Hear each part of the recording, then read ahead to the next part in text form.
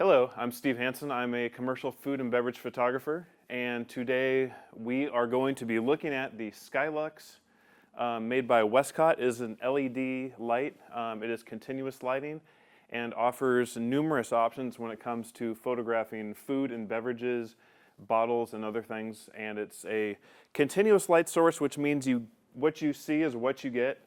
And it is a really good way to, especially for those sort of in the beginning stages of their career as far as learning how to light, this is a really good thing to have, to be able to see exactly what you're going to get before you shoot it. So you can go and check for errors, you can see exactly how the light's going to wrap. It's a little more accurate than, say, a modeling light, to be able to visualize and demonstrate exactly what you're going to see. But these are fantastic lights. All right, so let's get to it.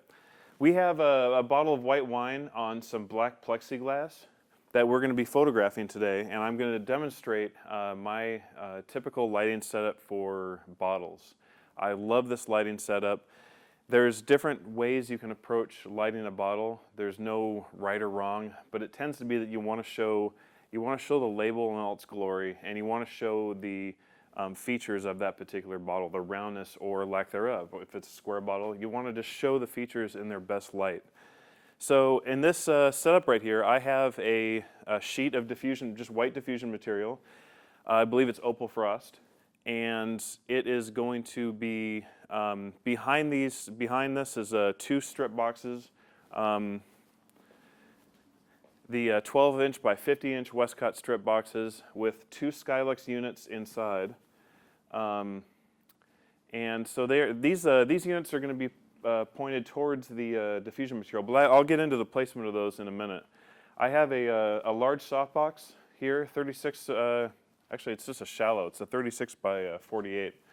And I have it angled away from the background and flagged to just keep the background from being lit by any of these lights, which is ideal because it'll just be much darker. I want it to go to black, essentially.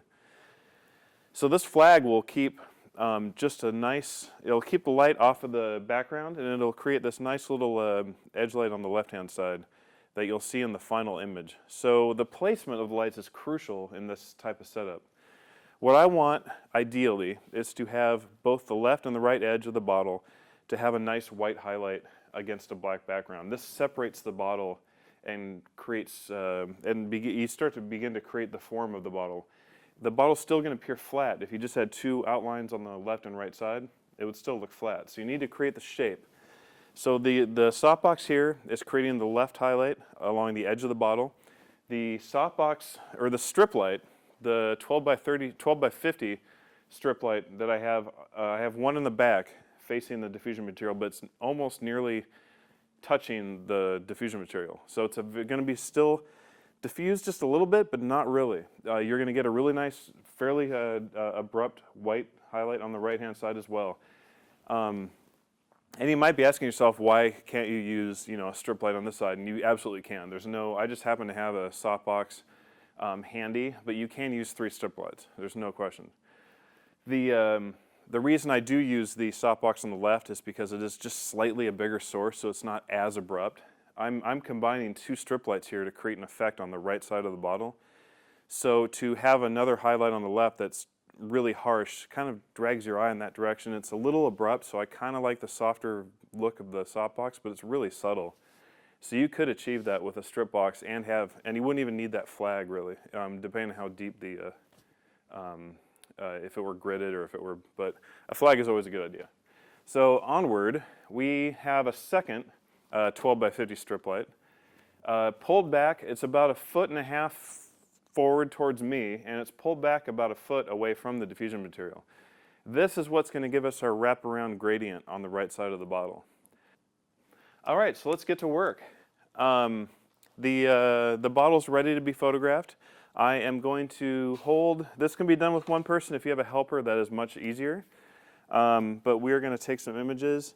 I am going to just hold this at about a 45-degree angle above the label. And you'll notice with the final shot, this just adds a glow to really just the label.